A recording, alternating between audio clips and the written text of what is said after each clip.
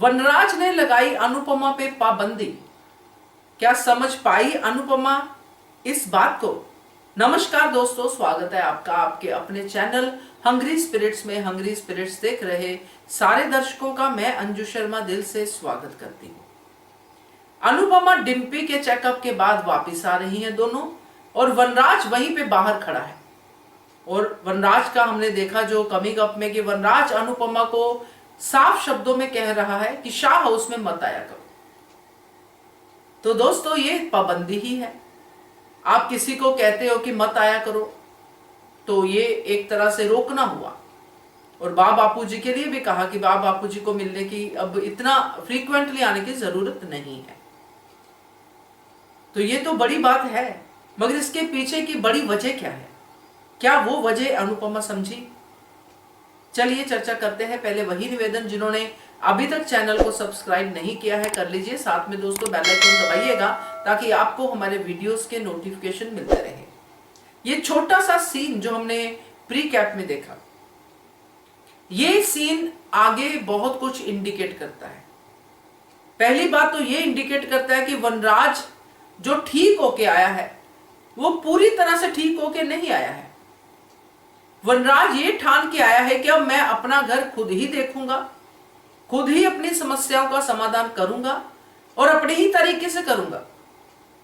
मतलब वही जो डेविल वाला तरीका जो पहले था वनराज का, वही तरीका जिसमें औरतों को उसकी बात माननी पड़ेगी। बापूजी का आशीर्वाद चाहिए, बा का आशीर्वाद चाहिए तो उनकी तो बात वो मानेगा, मगर बाकी काव्या और डिम्पी ये तो औरतें हैं, इनकी बात मैं क्यों सुनूं? ये मेरी बात सुनेंगी। और वहां पे भी काव्या के लिए उसके मन में क्या है वो आज के एपिसोड में फिर से दिख गया कि वनराज को फिर से वो बच्चा एक्सेप्ट करने में प्रॉब्लम हो रही है। और ये बात काव्या ने भी नोटिस कर ली। और उधर डिम्पी को बाहर नहीं जाने देना है क्योंकि डिम्पी बहू है। तो ये पाबंदियां डिम्पी पे, काव्या पे और बापूजी पे भी आने वाले समय में लगने वाली है कि आपका आशीर्वाद चाहिए, घर बैठे ही आशीर्वाद दीजिए, कोई जरूरत नहीं है अनुपमा को फोन करने की। यानी कि वनराज शाह ये चाह रहा है कि अनुपमा से शाह परिवार के सारे तार टूट जाए। उसकी वजह यह है दोस्तों कि अनुपमा ही वो क्रांतिकारी औरत है जो इन औरतों को जगाती है, बार बार इनके लिए स्टैंड लेती है, चाहे वो काव्या की समस्या हो चाहे वो समस्या हो डिम्पी की। अब यहां काव्या ने भी पहले कहा, ये पूरा भूमिका इधर ही जाती है कि काव्या ने भी पहले कहा कि अनुपमा की वेट करो डिम्पी, अनुपमा आएगी तो सब ठीक हो जाएगा। ये माइंडसेट शाह परिवार की औरतों का बन चुका है और वो अपने लिए फाइट करने से पहले अनुपमा की तरफ देखती हैं कि क्या हम राइट हैं, क्या हम रॉन्ग हैं। अब वनराज शाह नहीं चाहता कि अनुपमा हमारे घर में इंटरफेयर करे, और ये जो वनराज शाह कर रहा है ये सही नहीं कर रहा है। इंटरफेयर ना करे दैट इज गुड, उसमें कोई समस्या नहीं है। एक तरह से अनुपमा का ही भला होगा कि वनराज शाह घर को संभाल रहा है अच्छे से, मगर वनराज शाह घर को संभाल नहीं रहा है, वनराज शाह घर को जेल बना रहा है। और जेल में कौन है? अनुपमा के अपने। तो अनुपमा का तो आना बनेगा ही। और फिर से वनराज शाह इतनी बड़ी समस्या शाह परिवार के अनुपमा के सामने खड़ी करेगा कि अनुपमा फिर से बंट के रह जाएगी कपाड़िया हाउस और शाह हाउस में।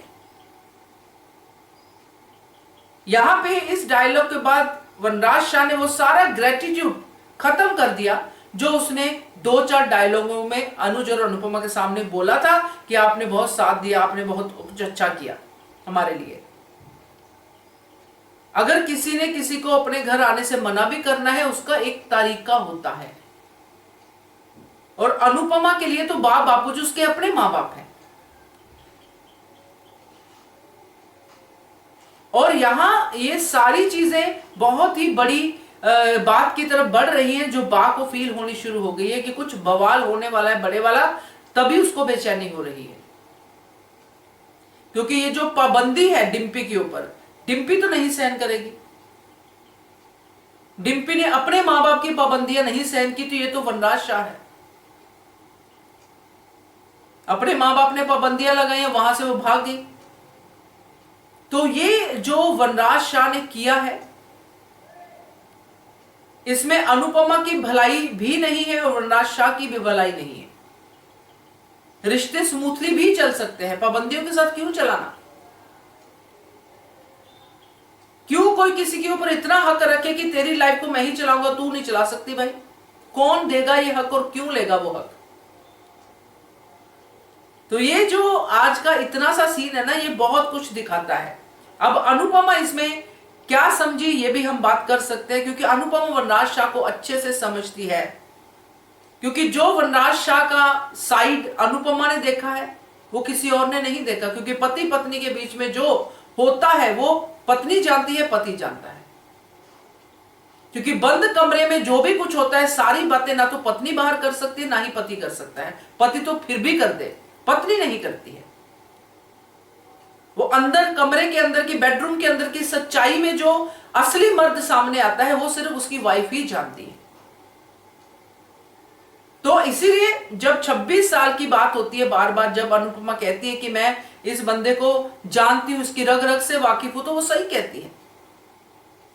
अब उसने देख लिया है कि वनराज शाह किस मूड में चल रहा है। अब इसके बीच में कैसे वो ये सॉल्यूशन निकालती है, क्या करती है, कैसे बैलेंस करती है कपाड़िया और शाह परिवार में, क्योंकि कपाड़िया हाउस में ऑलरेडी इतनी बड़ी प्रॉब्लम खड़ी हो गई है छोटी के साथ, जो बहुत बड़ी है, इन सबसे बड़ी है। यहां पे अनुपमा की प्रायोरिटी सिर्फ छोटी होनी चाहिए, क्योंकि छोटी के मन में जो डाला है उसके ऊपर बात होना, फैसला होना बड़ा जरूरी है। अब देखते हैं आगे कहां पे कैसे बैठता है। मगर आज वनराज शाह ने दिखा दिया कि वो वनराज शाह ठीक होने नहीं गया था, बल्कि अपने आप को वैसा ही बनाने गया था जैसा वो पहले था। तो देखते हैं क्या होता है। इंटरेस्टिंग हो रहा है धारावाहिक, ये मैं जरूर कहूंगी। आप भी बताइएगा कमेंट करके। Keep watching hungry spirits channel. Thank you so much. Subscribe to our channel by clicking the subscribe button. Click the bell button and enjoy the latest uploads from our channel.